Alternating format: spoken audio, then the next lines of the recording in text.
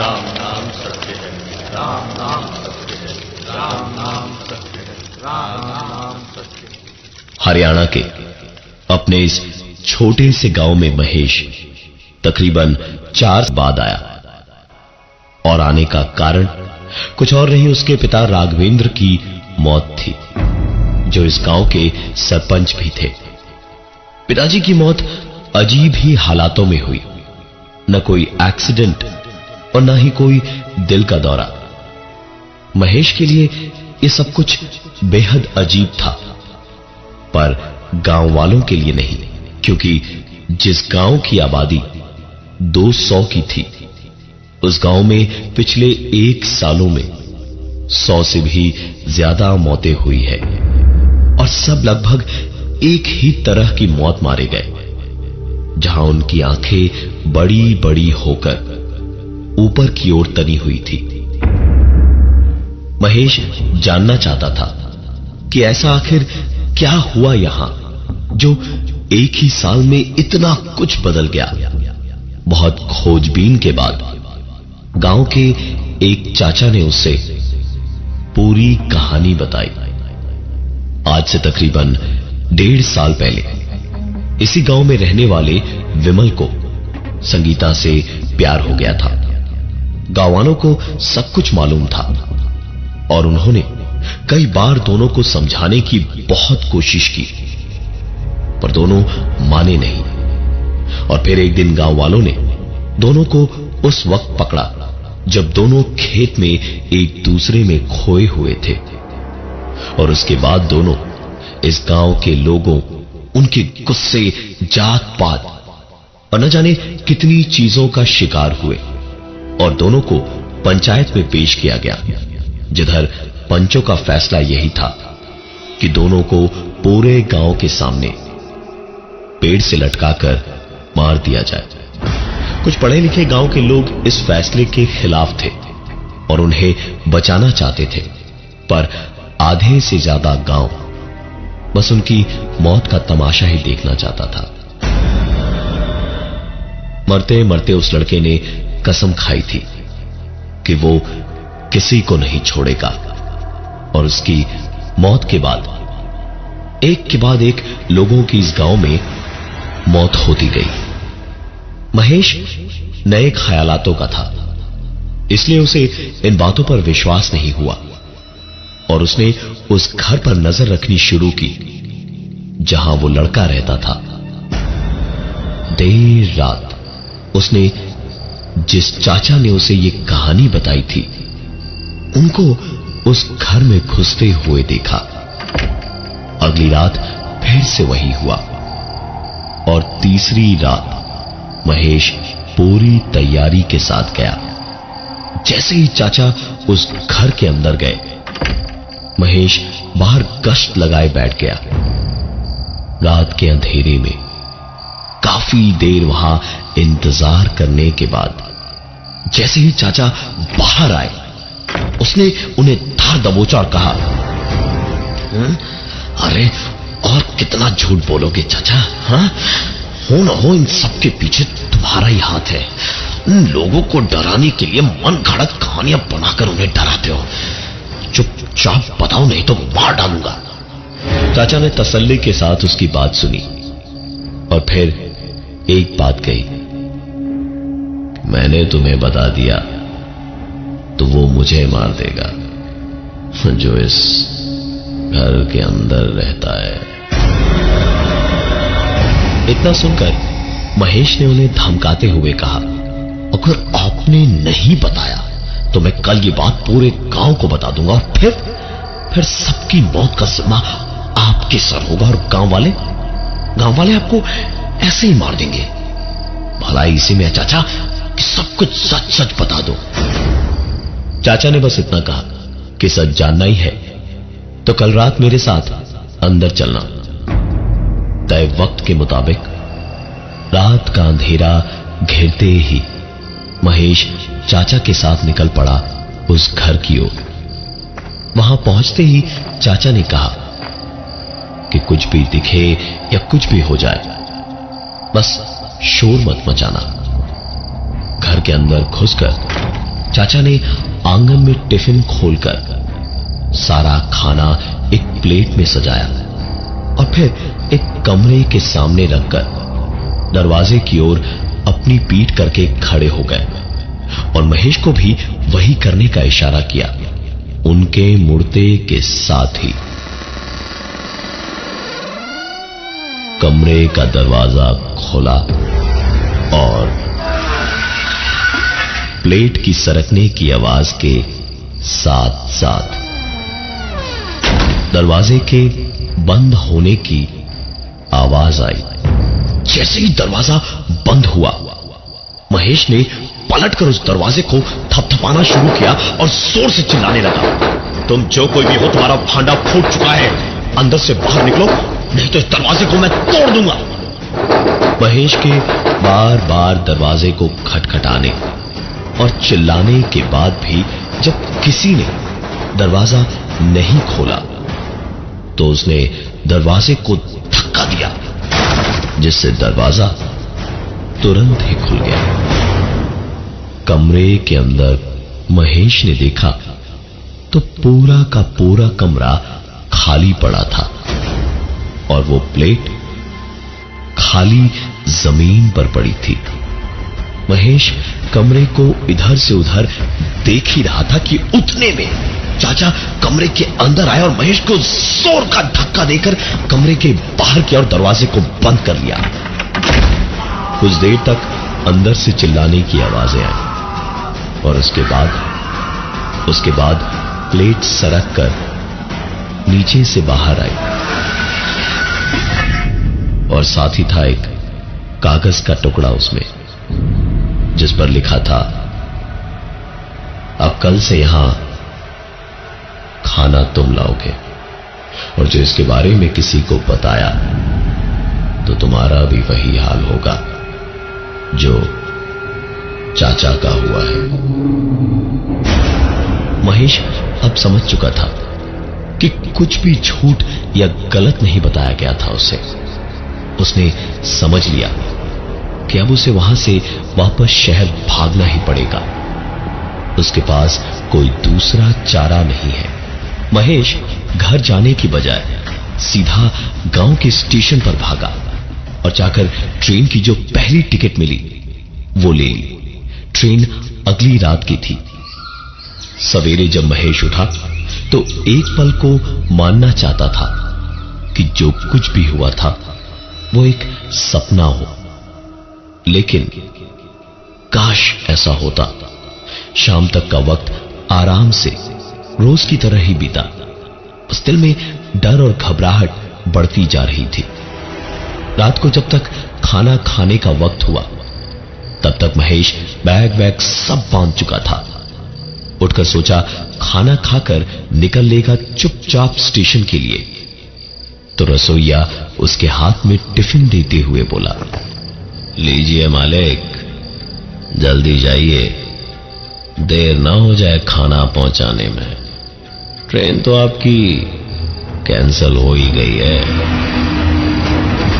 महेश को जैसे बिजली का झटका लगा ये सुनकर उसने फोन के इंटरनेट पर चेक किया तो वाकई ट्रेन कैंसल हो चुकी थी। उसने कहा, मतलब तुम्हें कैसे पता ये सब? रसोइया जरा सा मुस्कुराया और बोला, अरे आप ही तो कल आके बोले थे कि खाना अब आप पहुंचाया करेंगे, तो बीच में ऐसे काम छोड़कर जा नहीं सकते ना। महेश को यह सुनकर और बड़ा झटका लगा। उसने जरा सा गुस्से से कहा, क्या बकवास कर रहे हो? मैंने ऐसा कब कहा तुमसे?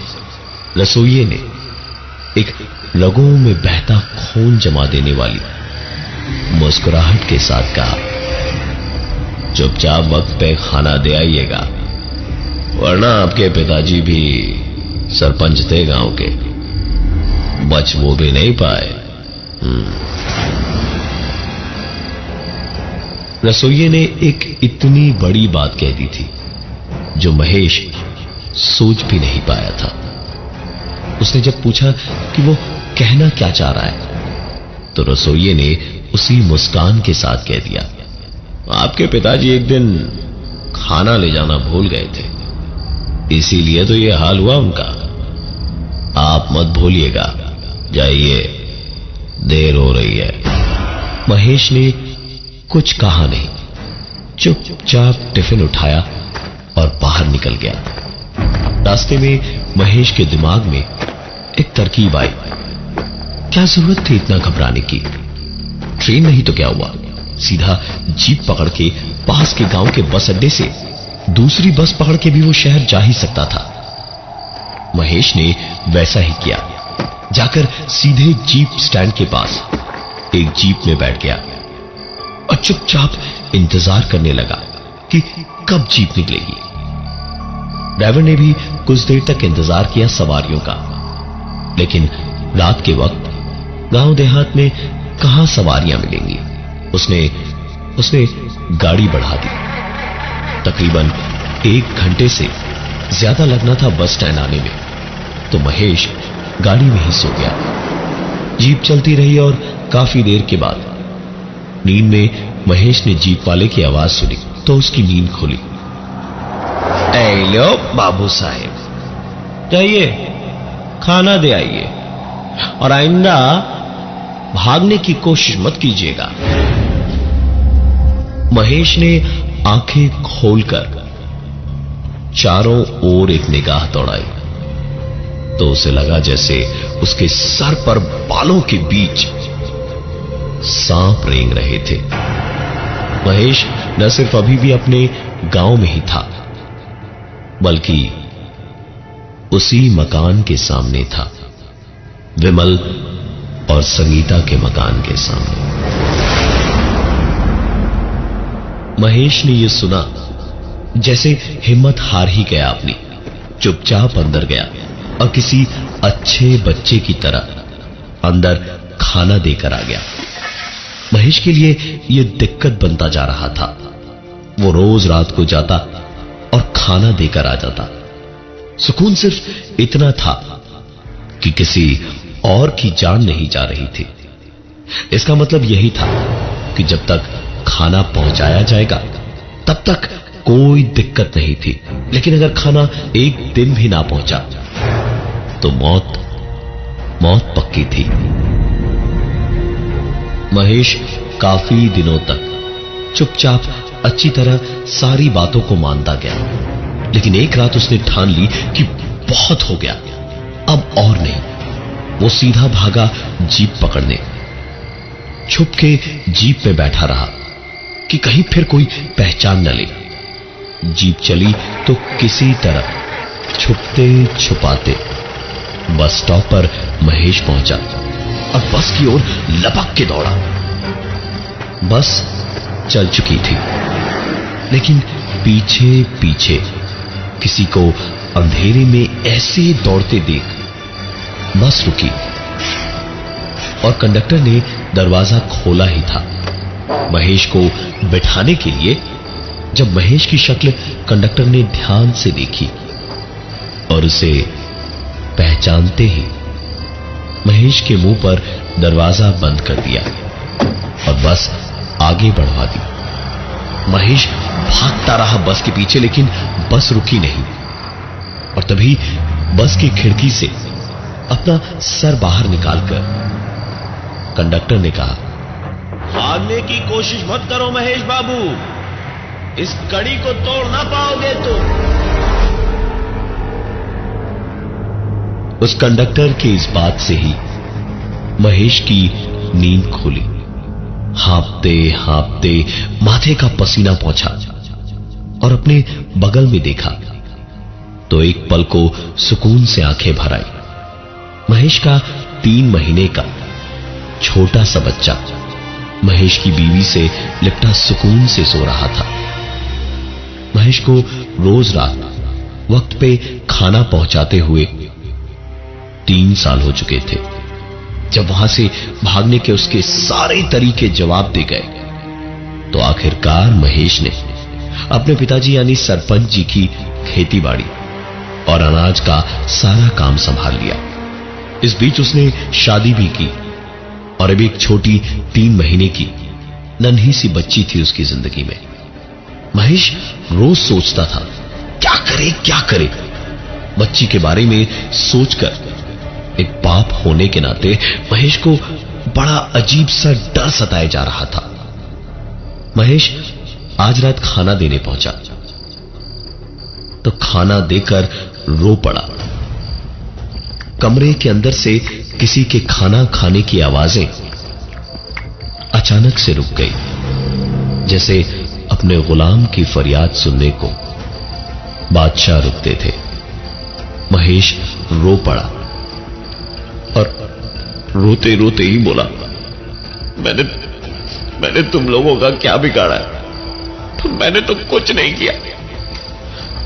मैं तो था ही नहीं जब दोनों के साथ में जुल्म हुआ। मेरी बच्ची है, बीवी है, मुझे माफ कर दो। किसी और से खाना मंगवा लो घर से, मुझे जाने दो। अपनी बात का जवाब मिला महेश को जब अंदर से एक आवाज ने कहा, इससे बचने का सिर्फ एक ही तरीका है, किसी और को अपने साथ ले आ जो मेरे लिए खाना लाएगा, लेकिन बदले में तुझे मरना होगा। इससे पूरी तरह छुटकारा पाने का तरीका सिर्फ मौत है। महेश के आंसू जैसे सूख गए ये सुनकर। पता नहीं कैसे उसे समझ आ गया था कि उसे करना क्या है। उसे यह सिलसिला रोकना ही था। मुश्किल घड़ी में ही हिम्मत के असली रंग दिखते हैं और महेश में हिम्मत सचमुच थी। वो घर गया और पूरे वक्त चुपचाप ही रहा। दिन भर अपनी बच्ची के साथ खेलता रहा और अगली रात तक खाना तो क्या, एक बूंद पानी भी नहीं पिया उसने। रात हुई, खाने से भरा टिफिन बॉक्स उठाया एक हाथ में और दूसरे में अपनी 3 महीने की बच्ची को उठाया। चल पड़ा उस मकान की ओर। वहां पहुंचकर बड़े आराम से प्लेट में खाना निकाला और सरका दिया दरवाजे के नीचे से और कहा, लो भाई, अब दूसरा कोई तो मिला नहीं तो मैं 3 महीने की बच्ची को ही ले आया हूं। मुझे मार दो, अब ये 3 महीने की बच्ची तुम्हें रोज खाना पहुंचाएगी। यही एक तरीका महेश को समझ आया ये सब कुछ रोकने का। अब बच्ची तो खाना पहुंचा नहीं सकती, यानी ये पूरी कहानी, ये खौफ और डर का खेल बंद हो जाना चाहिए था। महेश के सामने प्लेट दरवाजे के नीचे से सरक कर बाहर आई और दरवाजे के उस पार से किसी का बहुत हल्का सा एक रोना सुनाई दिया। इधर महेश अपनी बच्ची को देखे जा रहा था, जिसको कुछ नहीं पता था कि क्या हो रहा है। कहते हैं कि बच्चे भगवान का रूप होते हैं। शायद इसलिए उस दिन के बाद उस गांव में किसी को कोई नुकसान नहीं पहुंचा और गांव की सारी दिक्कतें खत्म हो गई एक 3 महीने की छोटी सी बच्ची की वजह से।